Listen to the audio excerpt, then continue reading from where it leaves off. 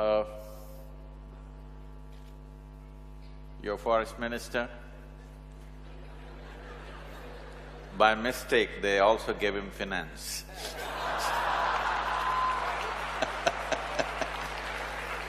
And he's putting it to good use.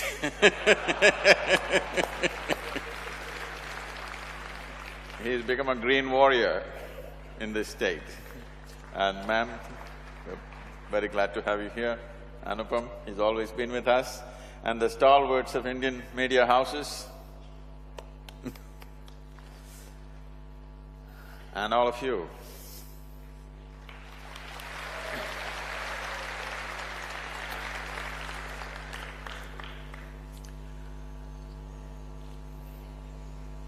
There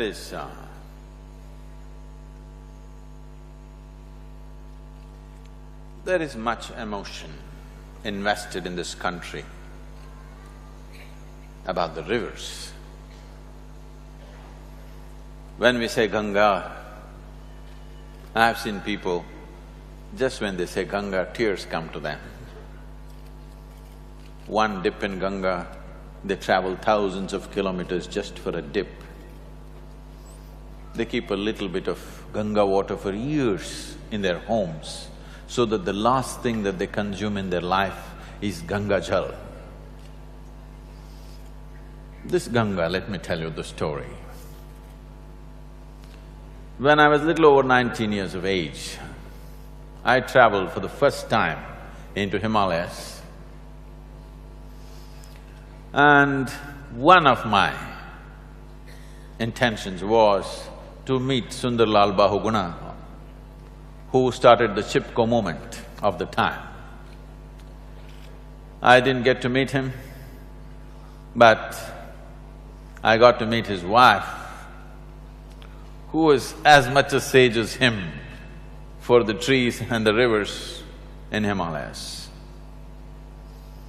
Sundarlal Bahuguna ji passed away frustrated because what he intended did not happen. We removed something like probably 50 million grown-up trees from Himalayas. Well, we built Indian railways out of it, but much later we realized we could very easily use concrete sleepers instead of wood. We could have done that in the very beginning. It's just that not enough thought was put in, but anyway, we removed those trees, we built Indian railways, we are happy, we all rode on these railways, but at least we should have done the compensatory activity needed. By not doing this, Ganga has over 800 tributaries in that region. Of this, today, 470 of them have become seasonal, which flow for less than 3 to 4 months. Ganga river, the basin, the Ganga basin, occupies 25% of India's geography, and 33% of India's agriculture is in the Ganga region. It is a home for over 300 million people. That is as much population as United States, almost nearly so much. This river has depleted 44% in the last 50 years. If you had seen Ganga as I saw at that time, and today if you see it, it's a very sad story. And above all, filth is flowing in everywhere, as Sudhirji was saying. Great emotions, we will do puja, next moments we will spit in the same place. For whatever reason this has happened to us, it's time to change this. Pollution is something that has come to everybody's notice and there is a lot of talk about it. Of course, we have Swachh Bharat Abhiyan going on. But believe me, pollution, if we have political will, within 3 years' time, we can make sure all the rivers in India are clean. We have a clear-cut plan for this.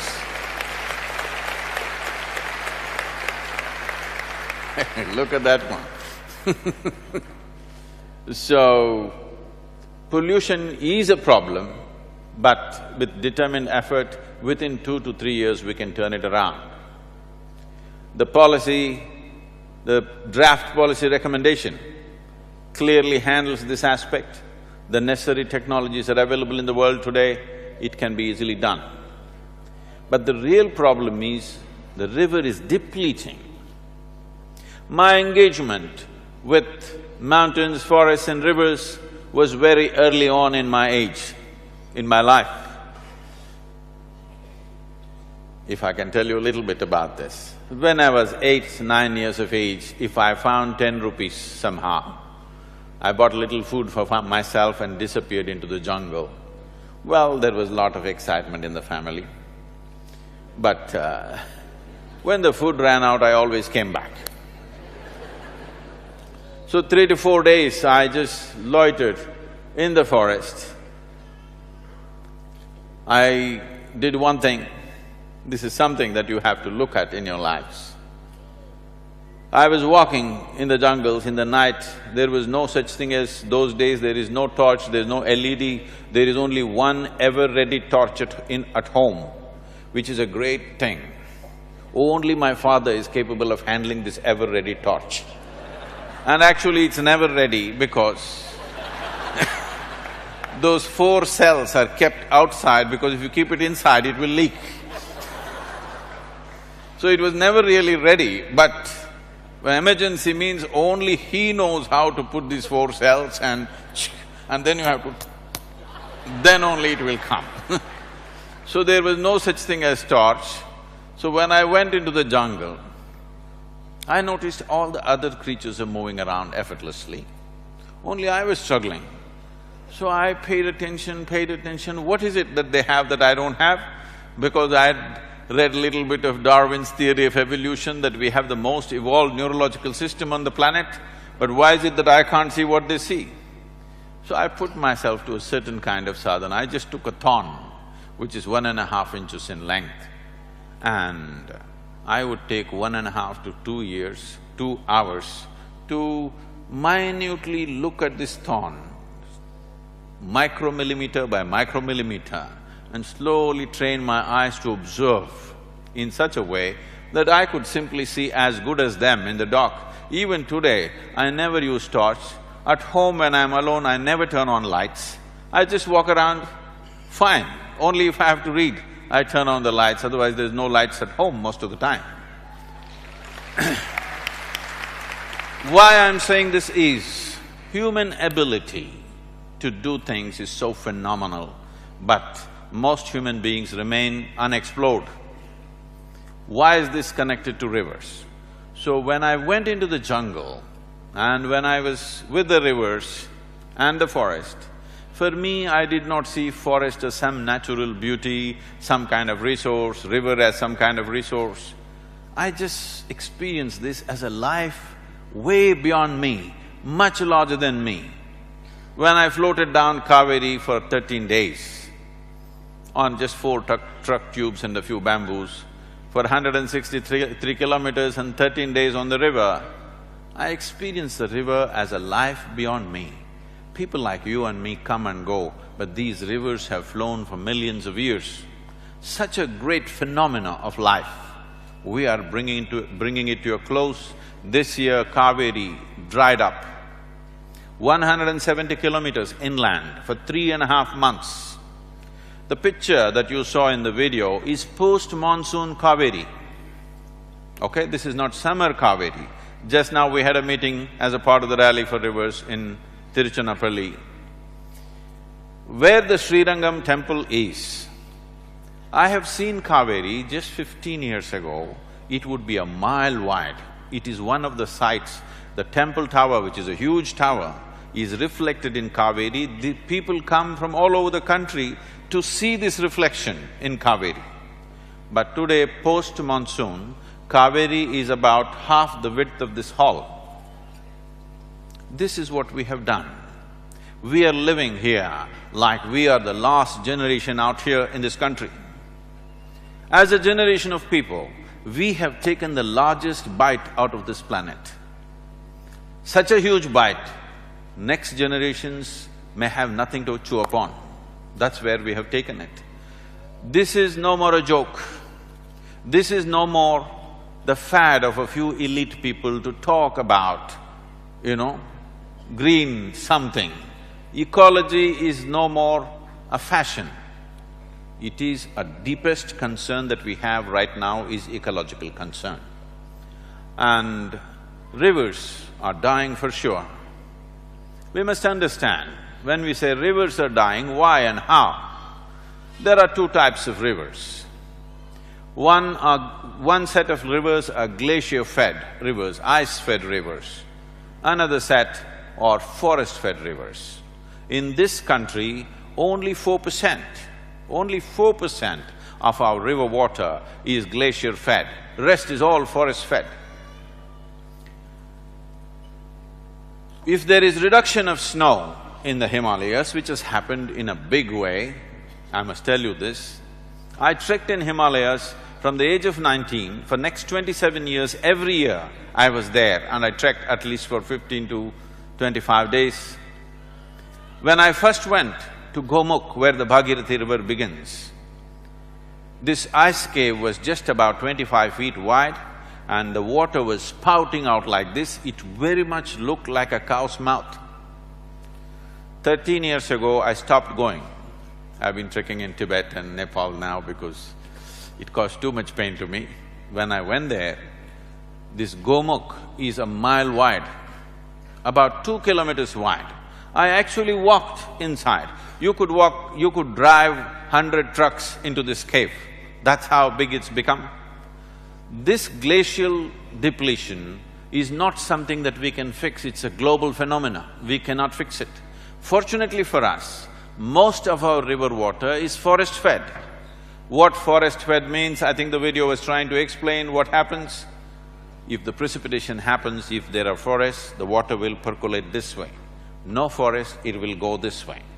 So this is the cycle of flood and drought that we are experiencing right now all across the country. Now, this sounds too simplistic. If I plant 1 kilometer of trees, will everything be okay? I never said everything will be okay. But I'm asking, shall we take at least one single step in the right direction? Shall we orient ourselves and the next generation in the right direction? This is the important thing. Because the damage is so pervasive, you can't fix it overnight. There are many online warriors who'll make one call and look, is it coming up or not? Not coming up, it's not working. This is not how it's going to work. Now, just being emotional about it is not going to give us solutions. This is an important thing that we as a nation should understand. Certain things have to be done strategically. Just doing things emotionally is not going to produce the results that we need to produce. This needs a long-term commitment of doing right things. But it is simple enough in the sense, there are only two things to river waters. One thing is augmentation of water, another thing is managing the usage.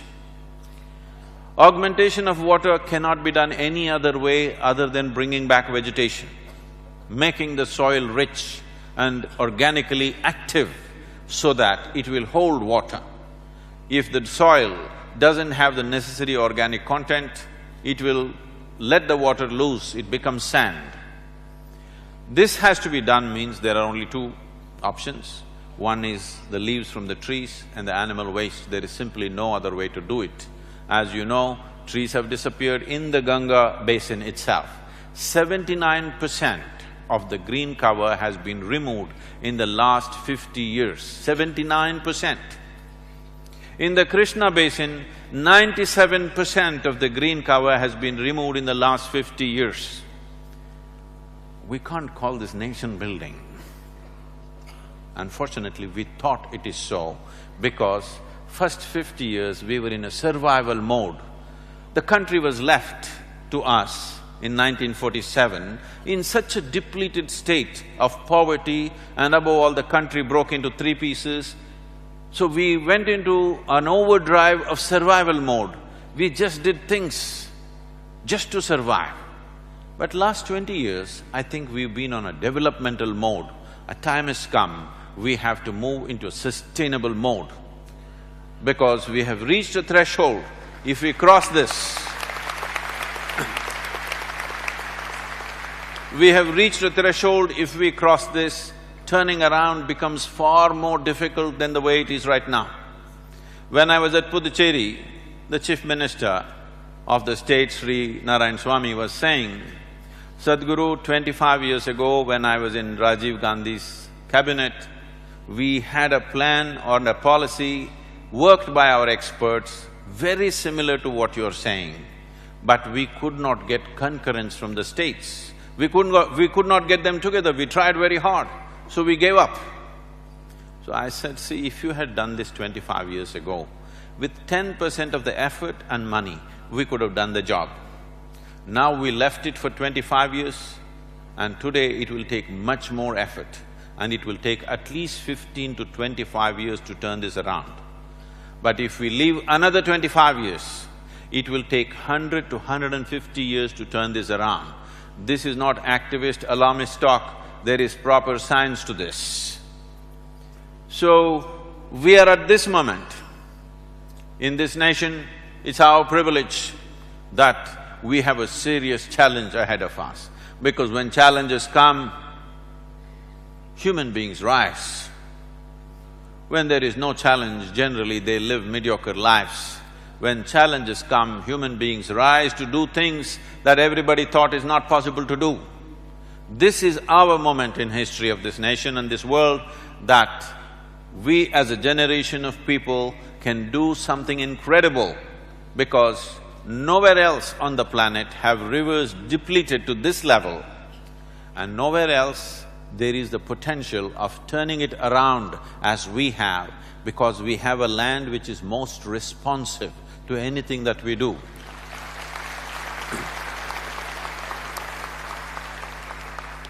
When I say most responsive, I've been looking at this. As I look at this, it just amazes me. Right from ancient times, our sages and saints have been saying, this is a sacred land, there's no land like this. I thought, okay, lot of emotion, everybody has emotion about places where they are born. Everybody has emotions about their culture. But as I look at the biodiversity of this nation, there is no other continent on the planet which has the biodiversity we have. Why is it that so much life chose to happen here and not somewhere else? So the level of biodiversity we have is so phenomenal. Protecting that is one aspect. Another aspect is, it will respond. The land will respond very quickly simply because of the enormous diversity that we have. I will tell you, the biodiversity we have in this little subcontinent, we are only 4% of the world's geography.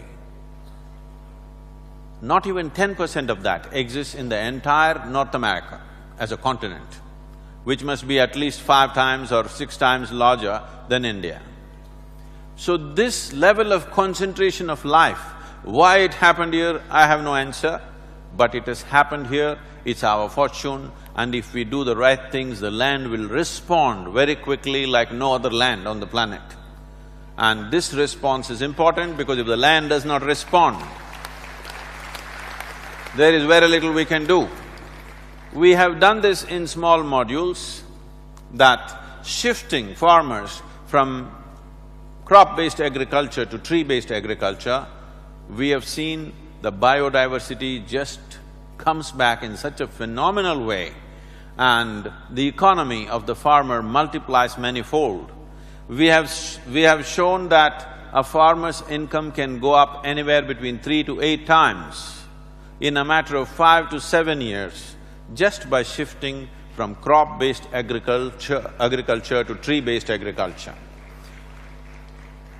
We had a few Vietnamese experts with us, and they were telling me, shifting from paddy cultivation to fruit cultivation, their farmers' incomes have gone up 20 times over, 2000%. I said, this is amazing, how is this possible?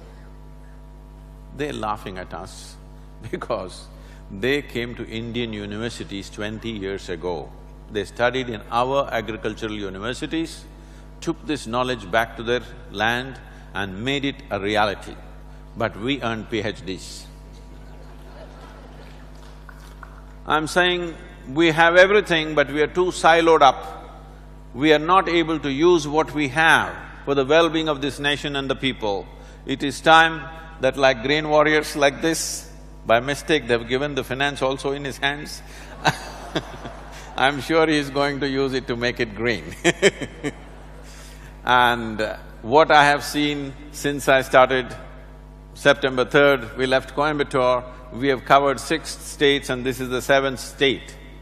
These 6 states or these 7 states are ruled by 6 different parties. Never they can agree upon anything, you know that.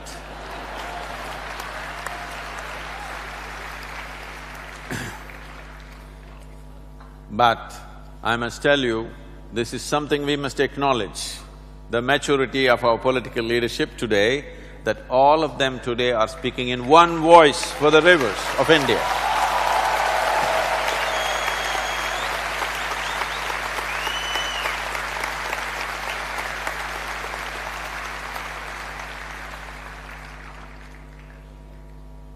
They are sitting together, they're talking one language and they're showing one commitment, saying that some of the states were going into election, they said, it doesn't matter who comes to power, we will do this. This is incredible. So this has been one of the biggest hurdles, that there was no concurrence of the state with the center.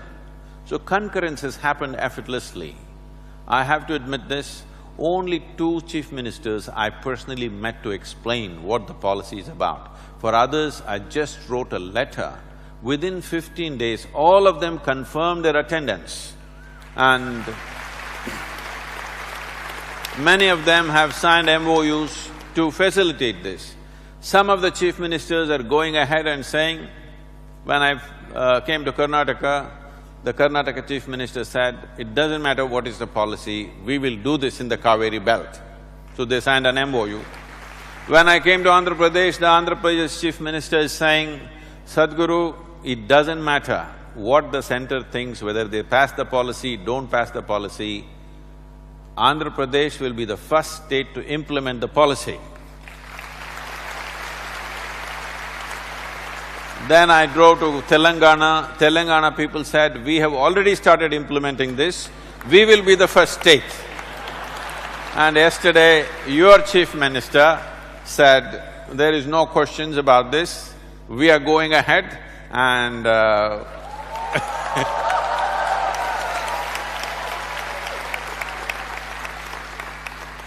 he has put this man with uncontrollable passion on the job.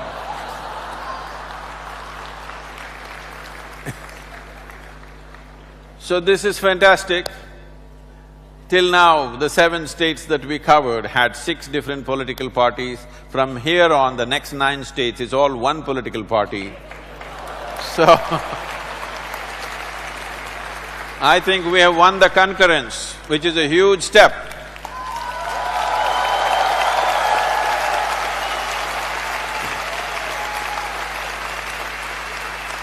The next thing is, as it's been said again and again, there are many complexities to execution of the policy. There are legislative challenges, there are legal challenges, there are social challenges, and there are economic challenges. There are many challenges and complexities when it comes to implementation. So one thing we are requesting all the states to do is, the government part of the land, generally all our rivers put together, the major rivers, amounts to 20,000 kilometers of running space. Out of this 20,000, 25% of the land is held by the government, fortunately. This 25% must become forest.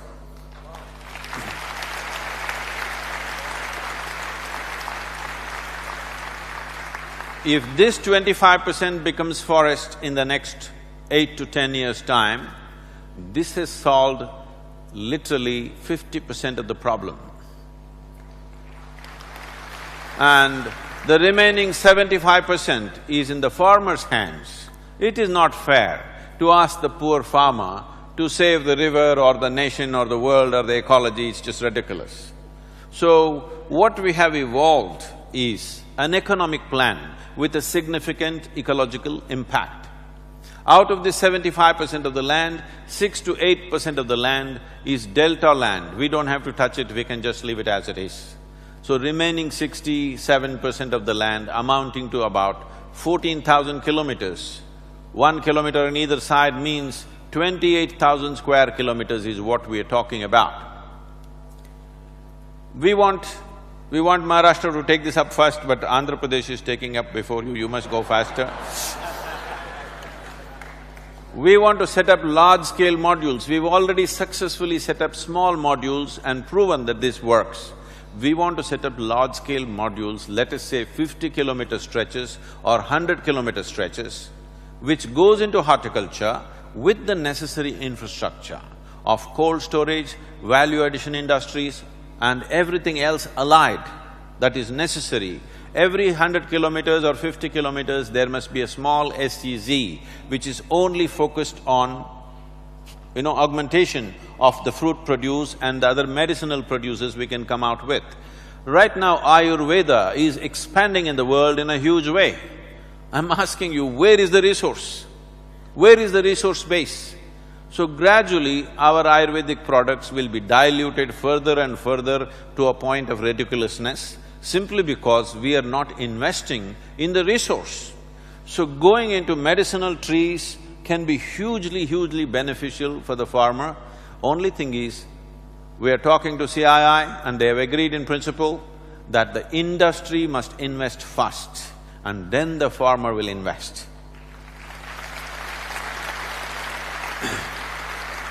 In 8 districts in Tamil Nadu, we are going with this experiment. Even when there are no rivers around, we are going with this, that first industry invests, around that farmer invests with an assured income. And this will transform the space in a huge way. If we make it economically successful, after that you don't have to enforce anything, you don't have to implement anything, it will just spread by itself. So to make it economically profitable and sustainable is the most important thing. This is not ecology versus economy. This is economics which sustains ecology. This is how it has to be approached, otherwise it's just not going to work. So my entire effort in this policy document is to somehow marry science and politics. All of you married people, you understand, when you marry, you have to make compromises, otherwise it won't last. Yes? In any relationship, whether it's marriage or marketplace, both the parties must benefit, otherwise it's not going to work. So it is very important all the stakeholders benefit. When I say all the stakeholders, the first stakeholder is the river itself. The river should increase its flow, and all the life that is sustained in the river will naturally benefit from that. Next is the farmer, he must benefit from this. And next is the larger community, those of us who live in towns and cities. Next is the government and the local administrations, they must benefit in terms of taxes and revenue. Only then this will fall into place. This is what the draft policy involves, and it's a 700-page document. Once the central government accepts it, we will pass it on to all the state governments, the media, the many environmental experts and others who've invested their life in making this happen. They've all worked in different levels, but we want them to now contribute towards a positive policy. One thing that's happened in the country is, there are, with all due respect to them, they are not wrong. There are scientists and academics who are sitting up there, and if you tell them, right now many of them, a few of them are commenting about this. This is not enough what Sadhguru is saying. If you want rivers to be healthy, you must pull out the dams, you must uproot all the cities which are on the river banks, you must stop this chemical usage, you must do this, you must do that. Well, these things are not going to be done, you know that. Yes? You are not going to move out of the city, you are not going to pull down the dam, these things are not going to happen. Are we interested in just an endless debate or are we interested in a solution? This is the big question.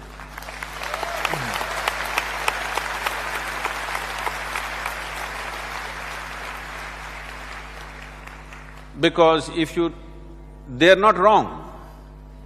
Actually, if none of us exist in this world, the forests will grow and rivers will flow. That's a reality. That is the actual truth. If none of us exist here, definitely forests will grow through this hall and rivers will flow right here probably. But that is not a practical solution, that's not going to happen. We are not going to quit. We are going to do everything that we do. And how within this activity, within these aspirations of wanting to make the nation an economic success, at the same time, how to protect our ecology, we have to make some compromises from both sides, otherwise it's not going to work. This is what the policy is working at, to make it an economic policy with ecological impact. So, right now, shall I go and plant a tree? No, I don't want you to plant a tree, because I don't want this emotional knee-jerk reaction to this. Right now, your business is to make that call and make sure everybody in this town and in this state makes that call.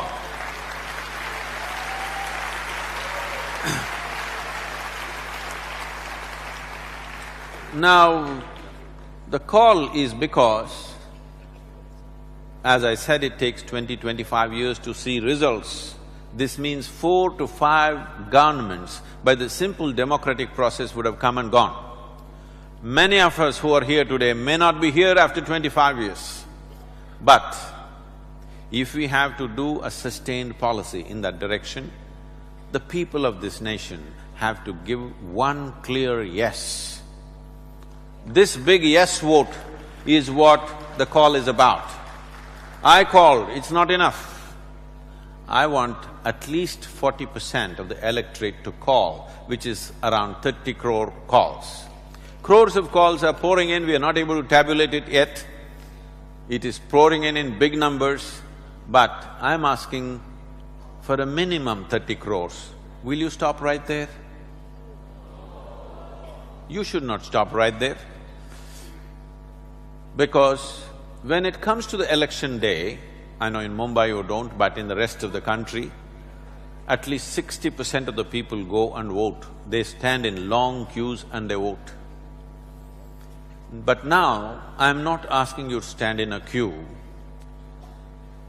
The thing that you love most in your life, the phone.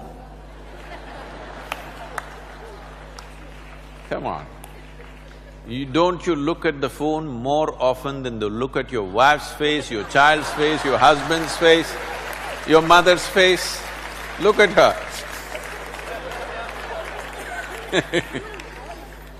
She's using it as a mirror.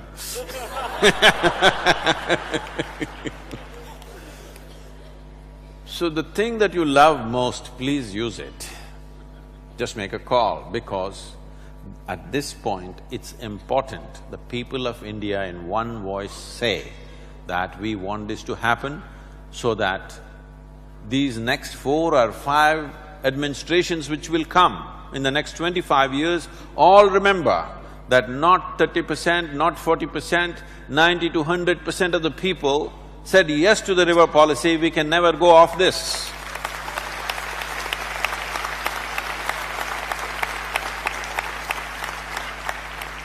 We have to make such a strong statement, whichever party, whichever administration comes in the next 10, 15, 25 years, all of them should remember, like never before, people of India came together and said one big yes for the rivers. Incidentally, 24th of September is International River Day. Now, it's in the middle of river rally. I will be at Maheshwar, I'll be on a river bank in Madhya Pradesh. All of you, and you must tell all your friends and family that you must make a pilgrimage to one nearest river in your area, if you know where there is a river, okay? Because we made a little survey and we found below 20 years of age, 80% of the population has never seen a river. They have not seen a river. Of course, they've seen an online river. They've not seen a real river. Will you do this? This is important.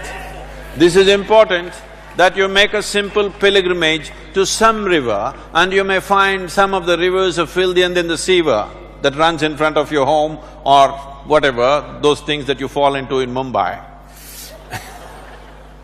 It doesn't matter, but you must make a pilgrimage to a river on 24th. Make this annual pilgrimage till our rivers flow clean and wonderful. You must make this happen, otherwise there is no nothing. Is this some kind of an alarmist thing that this is going to happen, terrible things will happen to India? No, I want you to remember, just 60 years ago, if you look back on the history of this country, every 2 to 3 years we used to have famines. When famines happened, how many people do you think died? Dozens? Hundreds? Thousands? No, millions. 1943 Bengal famine killed over 3.5 million people in 2.5 months. No nuclear bomb, just died quietly, hungry, no food, no water.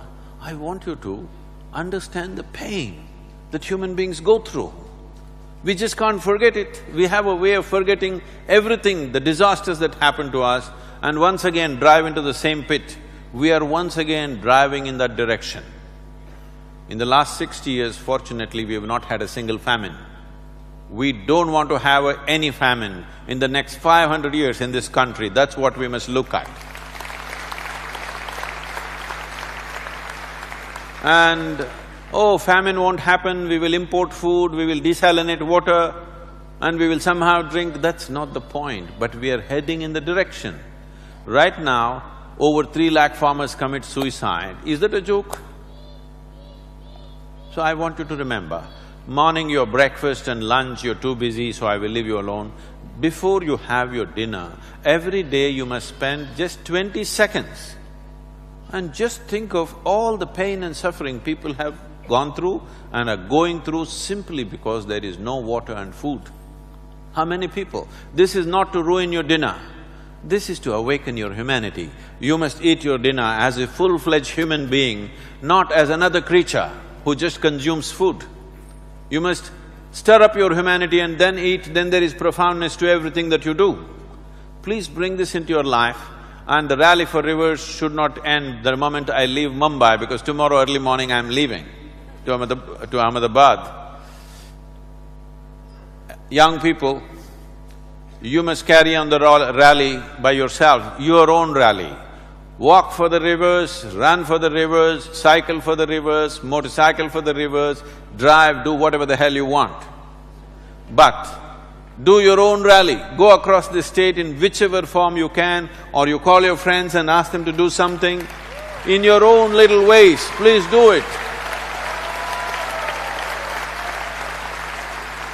Till 2nd October, you must keep this intensely on, because we as a nation have very poor memory.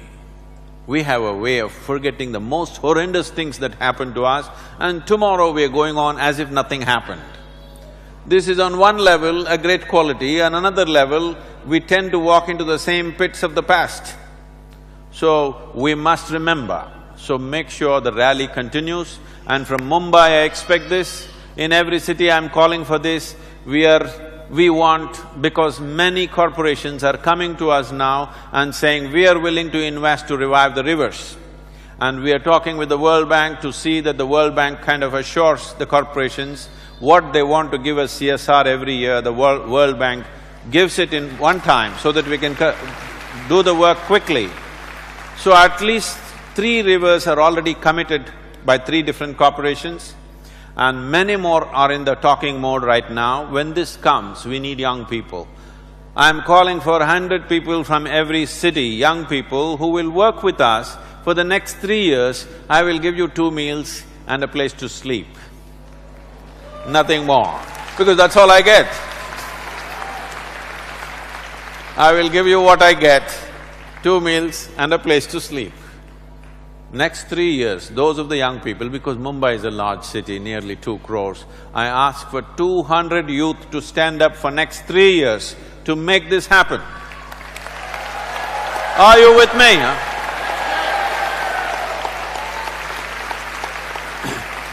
Please say this after me. You must make this happen, Mumbai, the youth of Mumbai. You have to stand up. Your voice matters, your actions matter.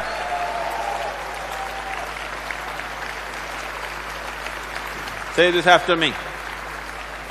Bharatam Mahabharatam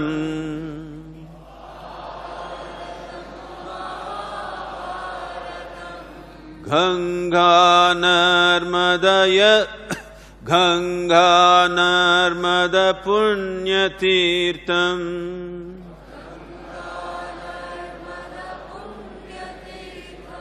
Sindhu Saraswati Kaveri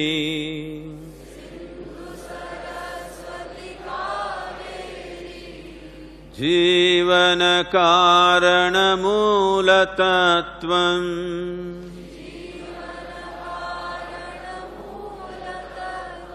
Nadirashtrasya Maha Amritam Bharatam